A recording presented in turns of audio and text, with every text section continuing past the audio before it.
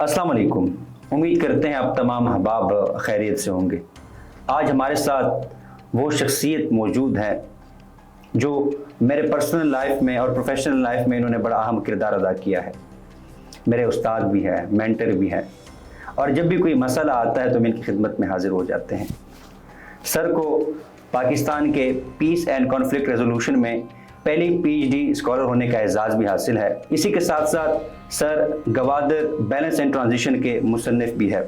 بین الاقوامی سیاست پر عبور رکھتے ہیں. میرے ساتھ موجود ہیں پروفیسر اظہر احمد صاحب. السلام علیکم سر. وعلیکم السلام. کیسے مزاج ہیں سر؟ اللہ کا شکر. سر پہلے تو بہت شکریہ، آپ نے اپنا وقت نکالا اور ہمیں عزت بخشی. شکریہ، آپ نے وقت دیا، ہمیں بلایا.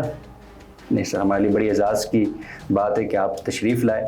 سر ہم تو ویسے آپ سے ہر وقت سوال کرتے ہی رہتے ہیں، تو ہم نے سوچا آج آپ سے پوچھا جائے کہ بچپن کے پروفیسر اظہر صاحب کیسے تھے؟ شرارتی تھے یا معصوم تھے؟ آپ کو دیکھ کے کیسا لگتا ہے کہ بچپن میں کیسا ہونا چاہیے؟ دیکھیے، میں سمجھتا ہوں کہ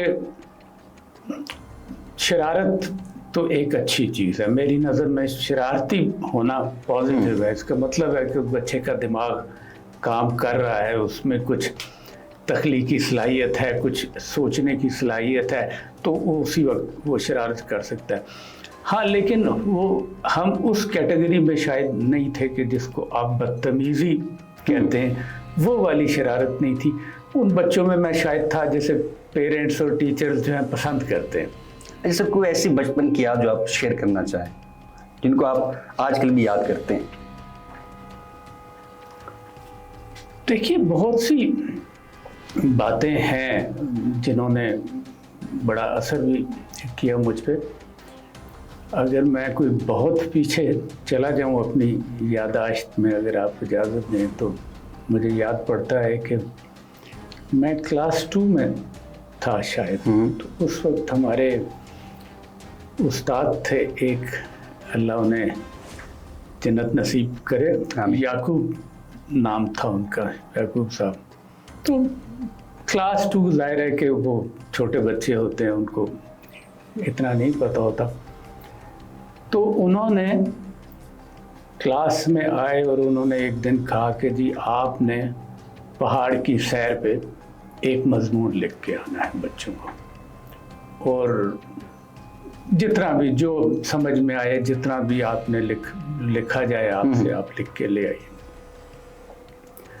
تو خیر وہ اب ہمارے ذہن میں چھوٹے بچے کو کتنا تھا، وہ ہم نے جو سمجھ میں آئی کچھ کیا. تو وہ میں جب لکھنے بیٹھا تو کچھ 15 صفحے میں نے لکھ ڈالے. 15 صفحے پہاڑ کے اوپر آپ نے لکھ ڈالے؟ پہاڑ کے اوپر میں نے جو ہے وہ کلاس 2 میں کچھ 15 صفحے لکھ ڈالے. تو وہ اگلے دن جب وہ کلاس میں آئے تو وہ بچوں نے، کسی نے کو آدھا صفحہ لکھا ہوا ہے، کسی نے ایک کو میکسیمم 2-3 پیج. تو وہ انہوں نے وہ جب وہ دتھی اٹھائی تو انہوں نے کہا یہ کون ہے؟ تو خیر وہ جانتے تو تھے کیونکہ وہ کلاس میں. تو اس دن انہوں نے مجھے جو ہے وہ جن کا خطاب دے دیا. وہ ہمیشہ اس کے بعد مجھے کہا کرتے تھے، اور انہوں نے وہ باقاعدہ جو ہے وہ پھر مجھے کہا کہ اب تم ادھر کھڑے ہو اور کلاس کو پڑھ کے سناؤ. تو وہ وہاں سے پھر شاید میرے استادوں کی وہ حوصلہ افزائی اور وہ کچھ کہ وہ تھوڑا سا مجھے بھی احساس ہوا کہ کچھ تھوڑی سی اللہ میاں نے کہیں وہ پڑھنے لکھنے کی صلاحیت دے رکھی ہے. تو سر یہ جو کریٹیویٹی ہے یہ 2 کلاس سے جاری ہے؟ یہ آپ سمجھ لیں کہ وہ جو ہے وہ تھوڑی بہت. لیکن اس کے بعد میرا خیال ہے کہ مجھے ایک تو پیرنٹس کی طرف سے خاص طور پہ والد صاحب کو پڑھنے کا بڑا شوق تھا. تو وہ کتابیں لے کے آتے تھے تو وہ پھر پکڑا دیتے تھے کہ اچھا تم بھی پڑھو. تو سب سے چھوٹا ہونے کے ناطے تھوڑا سا ان کے وہ زیادہ قریب تھا، تو میں ان کو خوش کرنے کے لیے کتابیں وغیرہ پڑھ لیتا تھا. پھر میرا خیال ہے کہ میری خوش قسمتی کہ ہمیں استاد جو ہیں اسکول کے لیول پہ بہت اچھے استاد ملے. سر آپ نے بات کی کہ آپ بچپن سے کتابیں پڑھتے تھے، اور ماشاءاللہ ڈیورنگ آپ جتنی بھی آپ کی جرنی ہے، کتابیں پڑھتے ہی رہتے ہیں. کوئی ایسی کتاب جو آپ کی فیوریٹ ہو اور آپ لوگوں سے شیئر کرنا چاہتے ہیں؟ اگین بہت ہی آپ نے پیچیدہ سا سوال پوچھ لیا، کیونکہ بہت سی کتابیں ہیں، لیکن میرا خیال ہے کہ وہ اگر میں وہ آپ کو بتاؤں گا کہ وہ تھوڑے سے جو میرا اس وقت پیشہ ہے جس سے آپ نے میرا تعارف کرایا اور جو میں پڑھاتا رہا ہوں اس سے تھوڑا سا ہٹ کے جو ہے تھوڑا سا، ایک کتاب تھی ہوائی، ایک اردو کی کتاب تھی یہ انگلش کی کتاب ہے. اوکے، ہوائی، ٹھیک. جیمز اے مشنر ایک آتھر تھے جنہوں نے کافی ساری کتابیں لکھی، اور وہ ماشاءاللہ ان کی ہر کتاب بڑی ضخیم اور موٹی تازی کتاب ہوتی تھی، لیکن میں نے تقریباً ان کی ساری ہی پڑھی. اور ان کی خوبی یہ تھی، پتہ نہیں شاید آپ لوگوں کے لیے وہ نہ ہو، کہ وہ فکشن کو تاریخ کے ساتھ، ہسٹری کے ساتھ ملا کے اور اتنا خوبصورت وہ آدمی نے لکھا ہے کہ وہ آپ پڑھنا شروع کر دیں تو اتنی موٹی کتاب بھی وہ آپ پھر چھوڑنے کو دل نہیں کرتا ہے جب تک وہ آپ کریں. اور اس میں اس نے صرف جو ہوائی، آپ کو پتہ ہے کہ آئیلینڈ یس ہے، اسٹیٹ ہے ایک یونائٹڈ اسٹیٹس آف امریکہ کی، اس نے پہلا چیپٹر تو کئی صفحے صرف اس جزیرے کو بنانے میں لگا دیے. واہ، انٹرسٹنگ. کہ سمندر ہے، میلوں دور تک خالی سمندر ہے، لہر آئی چلی گئی، پھر کہیں اس پہ ایک ناریل بہتا ہوا آیا، وہ بھی چلا گیا، پھر نیچے سے کوئی مٹی نمودار ہونا شروع ہوئی، وہ پلیٹیو اور جزیرے نے بننا شروع کیا. تو اس نے ایک لمبی تمہید اسی پہ باندھ دی. لیکن اب میں شاید آپ کو ایسے بتاؤں تو آپ کہیں گے یار کو بہت ہی بورنگ، تو خود پڑھنی چاہیے. ہم بورنگ قسم کیا یار، اتنی دیر تک وہ جزیرہ ہی بناتا رہا آگے بات. لیکن جو اس کا انداز ہے بیان کرنے کا وہ اتنا اچھا اور اتنا کیپچرنگ ہے کہ وہ جب آپ شروع کریں تو پھر وہ تو اس کی پھر میں نے وہ تقریباً ساری ہی کتابیں اس کی پڑھی اور زبردست. اس کو پڑھیں گے سر ہم بھی سر. اچھا سر، ہم نے بچپن کی بات تو کر لی، پھر ماشاءاللہ آپ نے پاکستان نیوی کو بھی سرو کیا ایک آفیسر کے طور پہ. سوال یہ اٹھتا ہے آج کل ہر کوئی یہ چاہتا ہے، پاکستان کی جو یوتھ ہے، کہ اچھی جاب ہو، خاص طور پہ اگر ایک آفیسر ہوتا ہے پھر تو وہ جاب کوئی چھوڑتا ہی نہیں ہے. پاکستان نیوی سے اکیڈیمیا کی طرف آنا یہ کیسے ہوا سر؟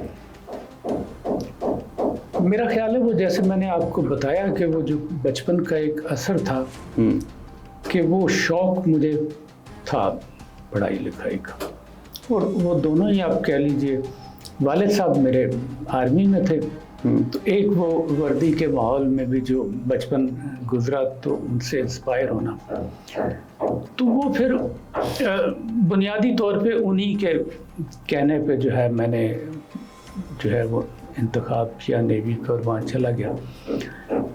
لیکن وہ وہاں جا کے مجھے لگا کہ وہ جو ایک اندر تحریک تھی، ایک شوق تھا پڑھائی کا، وہ اس طرح پورا نہیں ہو پا رہا. ٹھیک ہے وہ اپنی ٹریننگ وغیرہ سب کچھ یہ وہ، لیکن وہ جو دل کرتا تھا. تو میں سروس کے دوران بھی میری کوشش ہوتی تھی جہاں تھوڑا سا پڑھائی لکھائی کا کام ہو اس کے ساتھ اپنے آپ کو منسلک کروں، جہاں کوئی ٹریننگ ہو رہی ہو، تربیت ہو رہی ہو تو اس کے ساتھ منسلک رہوں.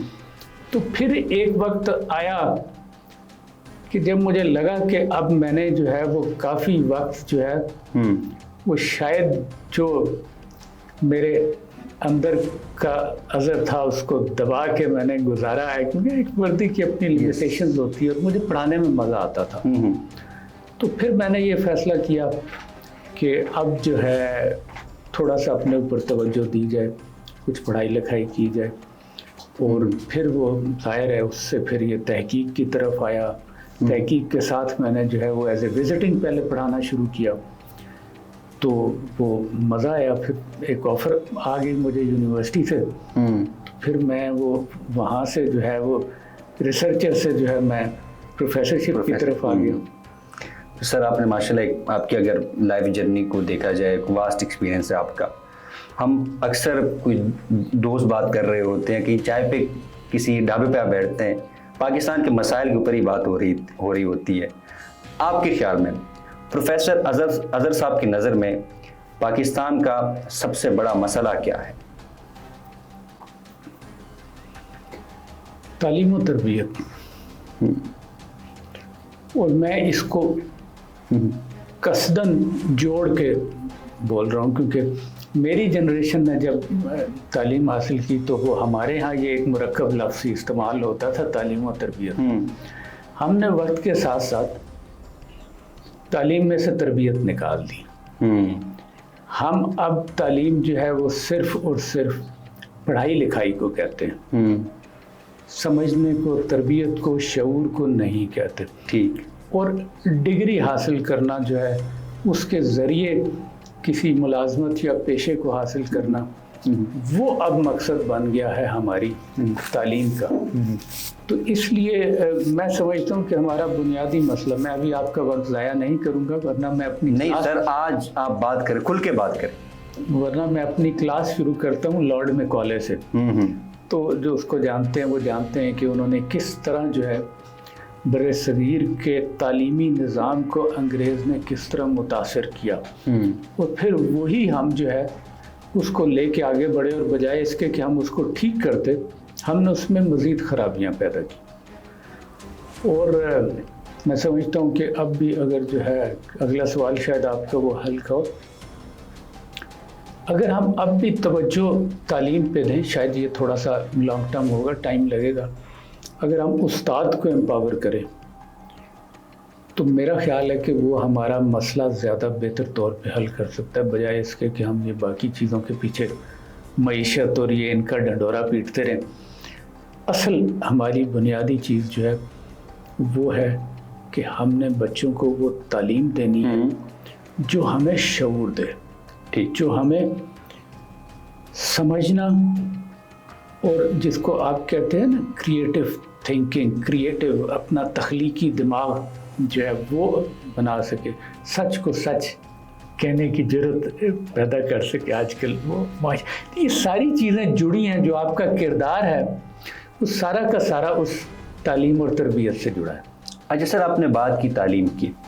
ہمارے معاشرے میں اگر دیکھا جائے استاد خود بھی انٹرسٹ نہیں لیتا کہ وہ اس طرح پڑھائے جس طرح ان کو پڑھانا چاہیے. اس طرح جو بچے ہوتے ہیں جو جاتے ہیں وہ صرف ڈگری لینے جاتے ہیں. تو یہ مسئلہ پیدا کیوں ہوا ہے؟ آپ نے لارڈ میکالے کی بات کی، ہم ٹھیک کیوں نہیں کر پا رہے اس چیز کو؟ شاید ہم کرنا نہیں چاہ رہے. کون نہیں کرنا چاہ رہا؟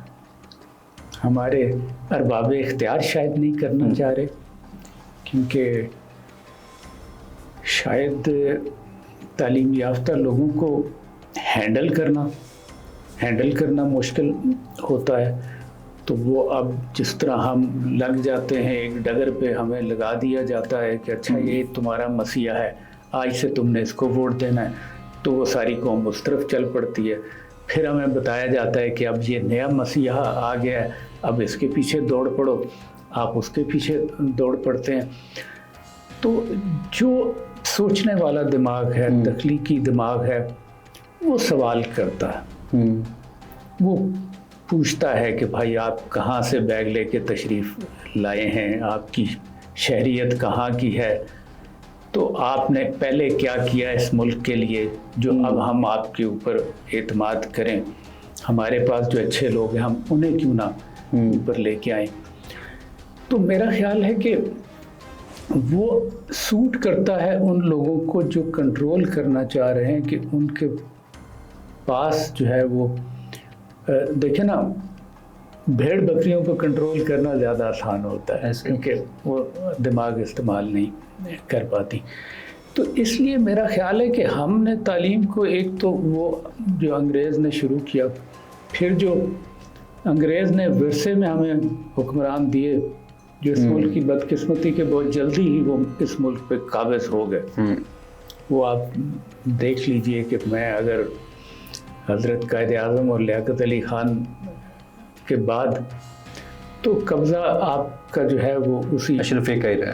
اشرفی بیوروکریسی کا کہہ لیں، اور وہ بیوروکریسی کو جو آپ کے وہ فیوڈلز تھے وہ ان کی سپورٹ تھی، اور فیوڈلز کا تو نظام ہی اس بات پہ چلتا ہے کہ اپنے علاقے میں کسی کو اوپر نہ ابھرنے دو، ٹھیک ہے، تعلیم نہ آنے دو، شور نہ آنے دو. ٹھیک ہے. اور یہی بنیادی طور پہ جو انگریز نے بھی ہمیں سکھایا اپنا بیوروکریسی کو، اور وہ آگے ہم پھر لے کے چلے. پھر بھی ہماری تعلیم جو ہے وہ وقت کے اس وقت اتنی بری نہیں تھی، لیکن وقت کے ساتھ ساتھ پھر ہم نے، اور سب سے بڑا المیہ یہ ہے ہمارا کہ ہم نے استاد کو عزت نہیں دی. وہ سب سے آسان کام تھا نا تعلیم خراب کرنے کا، جو آپ نے ذکر کیا استاد کا، وہ کیا ہے کہ آپ نے استاد کی وقت گرا دی. آپ نے ہر پیشے میں اس کو اتنے گریڈ دے دو، اس کو اتنا پیسہ دے دو، اس کو یہ مراد دے دو. استاد کو آپ نے جو ہے وہ بالکل گرا دیا. اور خاص طور پہ جس استاد نے بنیادی تربیت دینی تھی، آپ آج دیکھ لیجئے کہ آپ کی جو ہے نرسری میں یا پرائمری میں استاد کون ہے؟ بالکل نان کوالیفائڈ. ان کو پیسے آپ پتہ نہیں 5-10 ہزار روپے ایسا ہی ہے دے کے، اور وہ بیچارے. تو پھر وہ ظاہر ہے کہ وہاں پہ اچھا شخص جو ہے وہ نہیں آئے گا. ہر ایک نے ساتھ پیٹ لگا ہے، آپ نے جینا ہے اس معاشرے میں. تو ہو یہ رہا ہے کہ جو تعلیم میں سب سے نالائق ہے، یس، وہ اس پیشے کی طرف آ رہا ہے. وہ اس پیشے کی طرف آ رہا ہے انتہائی معذرت کے ساتھ. کیونکہ جو لائق ہے وہ تو ڈاکٹر، انجینئر، کوئی کارپوریٹ سیکٹر میں، کوئی ادھر کوئی ادھر، کوئی بیوروکریسی، کوئی CSS کا امتحان دے رہا ہے، کچھ کر رہا ہے. تو وہ ان شعبوں میں آ رہا ہے جو دنیاوی لحاظ سے اس کو کچھ دے سکتے ہیں، یا پیسہ یا حیثیت. بالکل ٹھیک ہے نا. تو جو بچ جاتا ہے، میں 100% نہیں کہتا، کچھ خاص طور پہ خواتین میں پھر بھی وہ ہے کہ چلو یہ شعبہ ایسا ہے کہ جہاں وہ تھوڑا سیف فیل کرتی ہیں تو کچھ بہتر آ جاتی ہیں. لیکن میرا نہیں خیال، آپ اپنے ارد گرد دیکھیے، اپنی فیملی میں دیکھیے، اپنے معاشرے میں دیکھیے کہ والدین اپنے بچوں کو یہ کہتے ہیں کہ تم نے بڑے ہو کے ٹیچر بننا ہے، تم نے پرائمری کلاس کو پڑھانا ہے. یہ رجحان ہے ہی نہیں ہمارے معاشرے میں سر. جو اچھے معاشرے آپ ان میں دیکھیے کہ ٹیچرز کی تنخواہیں کتنی ہیں. ایگزیکٹلی. پرائمری ٹیچرز کی تنخواہیں زیادہ ہوتی ہیں اور ان کو معاشرے میں وہ عزت بھی دی جاتی ہے. تو میرا خیال ہے کہ بات لمبی ہو گئی، کہ یہ ہمارا بنیادی وجہ یہ ہے کہ جس کی وجہ سے ہم ٹھیک کرنا ہے، آپ استاد کو عزت دیجیے. اچھا سر، ایک اور سوال آیا، اپنے سوال کے اوپر بات کی. آپ کو کیا لگتا ہے سوال اٹھانا کتنا ضروری ہے؟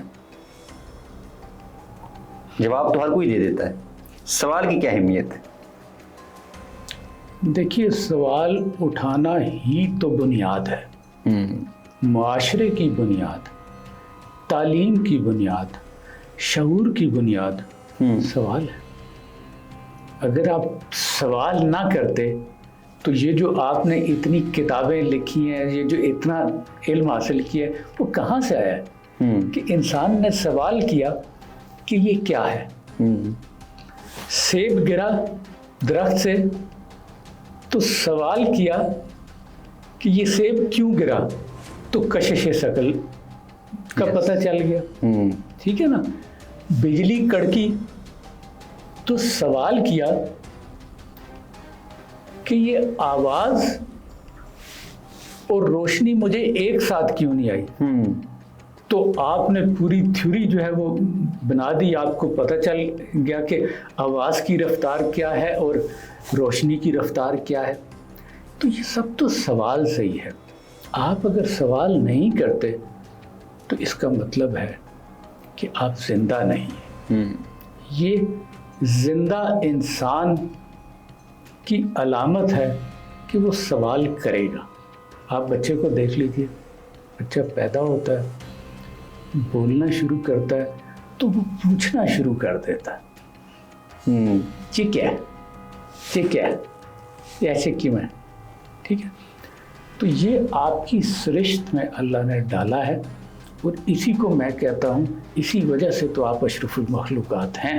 ایسے اگر آپ سوال نہیں کریں گے تو پھر تو ہم ایک سوال کر ہی دیتے ہیں سر. ہم موضوع پہ آتے ہیں سر. گوادر کے اوپر پاکستان میں اگر کسی نے کام کیا تو وہ آپ نے کام کیا.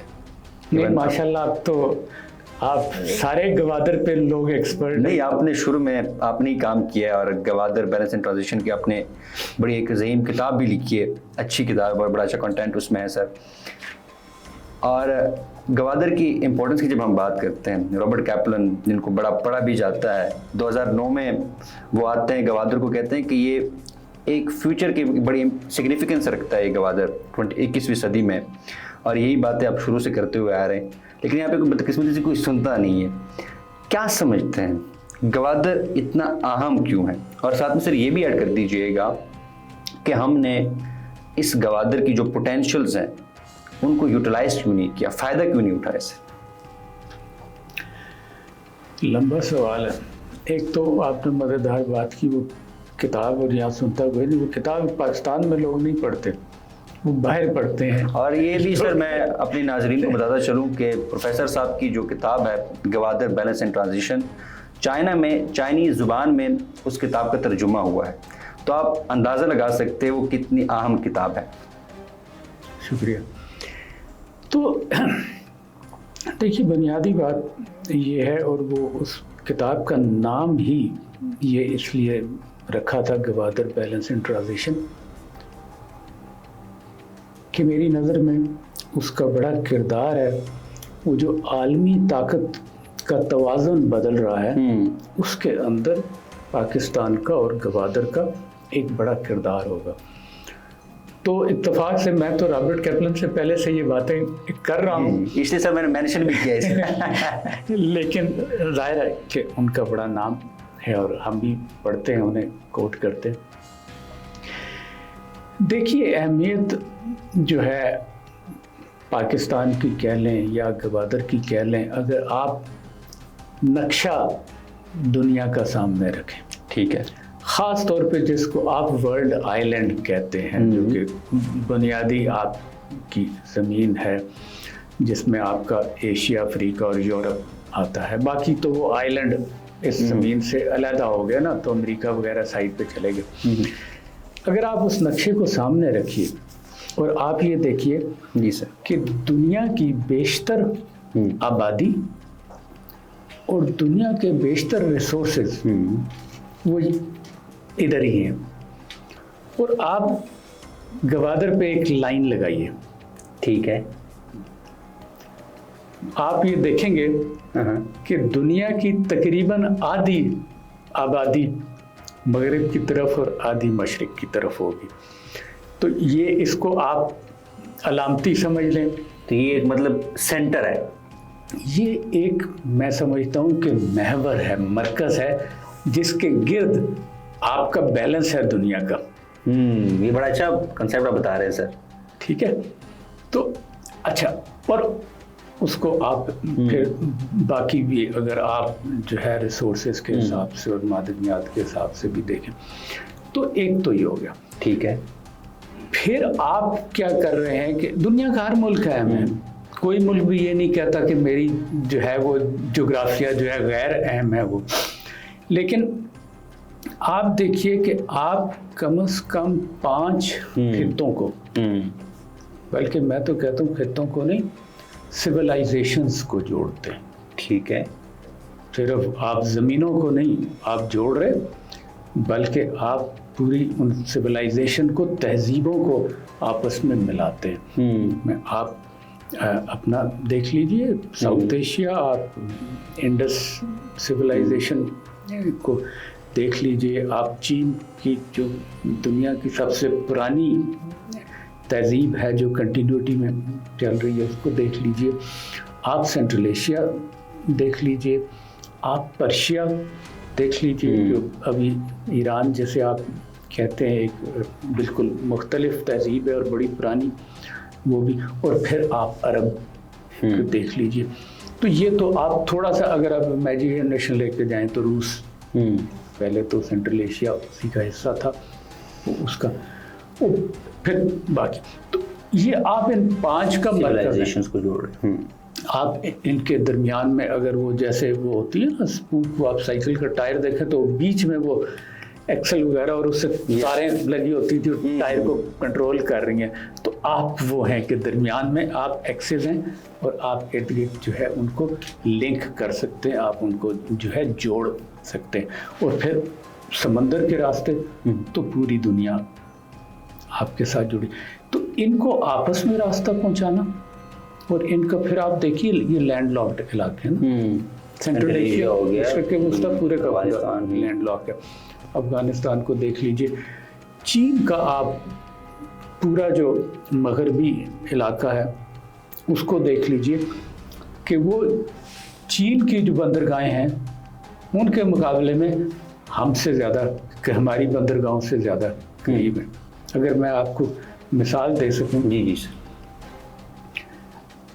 ہماری جو آبنائے ہرمز, جسے آپ اسٹریٹ آف ہرمز کہتے ہیں, جو پرشین کا, جہاں سے دنیا کا بیشتر آئل ہائیڈرو کاربنس, تیل اور گیس نکلتی ہے اور جاتی ہے.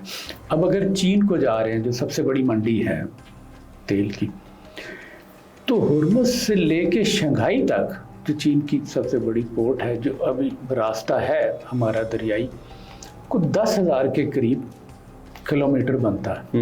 وہ تقریباً جہاز چلنے میں مہینہ پونا مہینہ لگ دیتے ہیں. ٹھیک ہے, اب یہی, اور پھر آگے اگر اس نے آنا ہے کاشگر کی طرف جو شینجیانگ صوبہ ہے ان کے مغرب میں, تو 5,000 کلومیٹر تو چین کے اندر ہے. ٹھیک ہے, 15,000 بن گئے. تو آپ 15,000 کلومیٹر کی بات کریں, جبکہ وہاں سے آپ اگر یہ ابھی جو آپ نے گوادر کا راستہ نکالا سی پیک کا, وہ نکالیں اور ہرمز کی طرف جائیں تو یہ ٹوٹل آپ کا 3200 کلومیٹر بنتا ہے. کافی فرق ہے سر اس میں, تو ایک طرف 3200, دوسری طرف 15,000. تو صرف آپ اگر وہی جغرافیائی وہ دیکھ لیجئے جو ہم معیشت کی بات کرتے ہیں, اور اس میں تو آپ دیکھ لیجئے کہ اس کی کیا اہمیت ہے گوادر کی اور پاکستان کی. باقی ابھی سیکیورٹی اور وہ دوسری چیزوں کی ہم بات نہیں کر رہے, ہم صرف ٹائم اینڈ سپیس میں سیدھی سی بات کر رہے ہیں جو ایک عام بزنس مین کو بھی سمجھ آتی ہے کہ یار میں ہفتے میں وہاں پہنچ رہا ہوں اتنا کم فاصلہ طے کر کے, اور ادھر جو ہے وہ مجھے جو ہے وہ 1.5 مہینہ لگے گا پہنچانے میں, تو کیا بہتر سینٹرل ایشیا. اب جہاں سے بھی آپ آ رہے ہیں, چاہے آپ یورپ سے آ رہے ہیں, چاہے آپ افریقہ سے آ رہے ہیں, چاہے آپ عرب سے آ رہے ہیں, آپ کو یہ قریب پہنچتا ہے. تو یہ آپ کی بڑی اہمیت ہے. پھر اس کے بعد مختصراً جو اس وقت میں نے طاقت کے توازن کی بات کی, اس وقت 2 بڑی طاقتیں مغرب اور مشرق. مغرب آپ کا امریکہ, اور مشرق اس وقت جو ابھر رہا ہے بڑی طاقت وہ چین ہے. ٹھیک ہے, ان دونوں کے درمیان میں سمجھتا ہوں کہ پاکستان کی بہت زیادہ اہمیت ہے. اور یہ جو آپ پچھلے کچھ 20 سال سے یا اس طرح وہ 9/11 لے لیجئے, اور اس کے بعد سے جو آپ حالات یہاں پہ ہوتے ہوئے دیکھ رہے ہیں, اس کی بہت بڑی وجہ وہ ہے کہ چین کو کنٹین کرنا چاہ رہے ہیں, وہ کر رہے ہیں, اور اس میں پاکستان کی بڑی اہمیت ہے, جس کی وجہ سے یہ سارے جو ہے پاکستان میں اچھے طریقے سے یا برے طریقے سے گھسنے کی کوشش کرتے ہیں اور پاکستان کے ساتھ اپنے تعلقات رکھنے کی کوشش کرتے ہیں. اچھا سر, کچھ لوگوں کو کنفیوژن ہے اور میں اس لیے یہ سوال آپ کے سامنے رکھ رہا ہوں.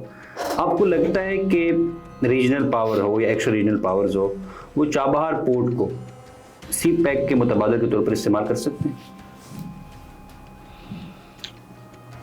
جی نہیں, بالکل نہیں کر سکتے, اور میرا خیال ہے یہ بڑا اچھا سوال ہے آپ کا, اس کو کلیئر ہونا چاہیے. دیکھیے, چابہار کی اپنی اہمیت ہے, اس سے آپ انکار نہیں کر سکتے, کیونکہ گوادر کا بہت قریب ہے اس کا محلِ وقوع, اور تقریباً گوادر جیسا ہی ہے.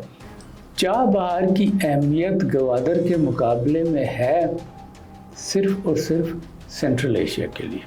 ٹھیک, مشرق وسطیٰ تک اگر آپ نے ایکسیس دینی ہے تو آپ کہہ سکتے ہیں کہ برابر ہے. ٹھیک ہو گیا. ادھر اگر آپ وہ کریں گے ملکوں کے ساتھ جو آپ کے مشرق وسطیٰ میں ہیں لیکن مشرق کی طرف ہیں, تو ان کو گوادر قریب پڑے گا, جو مغرب کی طرف ہیں ان کو وہ شاید ایران کا راستہ قریب پڑے. تو لیکن وہاں آپ کمپیریزن کر سکتے ہیں برابر. باقی چیزیں اس کے اندر ٹرانسپورٹیشن اور ٹریک کیسا ہے, ریل ہے یا نہیں, یہ وہ शायद उसको थोड़ा सा इस वक्त सबकत भी हो, लेकिन लोग ये भूल जाते हैं कि चाबहार चीन को नहीं जाती। ईरान का चीन के साथ बॉर्डर नहीं है, ठीक है, जबकि गवादर चीन को सर्व करती है। पाकिस्तान का बॉर्डर चीन के साथ है। तो आप पूरे सेंट्रल एशिया की 100% तजारत भी चाबहार को दे दीजिए, तब भी वो चीन का सिर्फ एक हिस्सा ही जो है वो उससे ज़्यादा होगा अगर वो गवादर को मिल जाता है। ठीक। तो इसलिए मैं ये समझता हूँ कि जो आम लोगों को ये समझ आती है जोग्राफियाई सियासत कि चाबहार गवादर का मुकाबला नहीं कर सकता, लेकिन एक छोटी सी चीज़ जो लोगों को नहीं पता वो है तकनीकी लिहाज से। ठीक है, कि जो ज़मीन है गवादर की और जो ग्रेडियंट है, जो गहराई है वहाँ पे गवादर की, वो चाबहार के मुकाबले में बहुत बेहतर है। ठीक है। चाबहार के अंदर आपके पास एक तो वो स्पेस नहीं है बहुत बड़ी पोर्ट बनाने का जो गवादर पोटेंशियल बन सकती है, और दूसरा वहाँ की ज़मीन भी ऐसी है कि वहाँ पे आप को अगर गवादर के मुकाबले में आपको शायद 2 गुना ज़्यादा इन्वेस्टमेंट करनी पड़े वो पोर्ट बनाने के लिए, वो जेटीज़ बनाने के लिए जहाँ पे वो लगेंगे, वो एंकरेज बनाने के लिए, तो गवादर उस लिहाज से भी आपके इकोनॉमिकली ज़्यादा फीजेबल है। सर, गवादर के ऊपर माशाल्लाह एक इल्म का ख़जाना आपके पास मौजूद है, इसके ऊपर हम अलग सा प्रोग्राम रखेंगे। ज़रूर। अच्छा सर, अब जब हम बात करते हैं, आपने बात की ग्लोबल पावर ट्रांजिशन की, और हमने रिसेंटली देखा है कि पाकिस्तान के अफ़गानिस्तान के साथ ताल्लुकात ख़राब हुए, फिर ईरान के साथ ख़राब हुए, and then Saudi foreign minister का आना, ईरान के सदर का आना, अब फिर दोबारा सऊदी के जो वली अहद वो पाकिस्तान का दौरा करना चाहते हैं। तो कहाँ देख रहे हैं आप पाकिस्तान को, और आपको लगता है एक बार फिर हम ब्लॉक पॉलिटिक्स का हिस्सा बनने जा रहे हैं? देखिए, पाकिस्तान को देखने के मेरा ख्याल है 2 ज़ाविये हैं। ठीक है।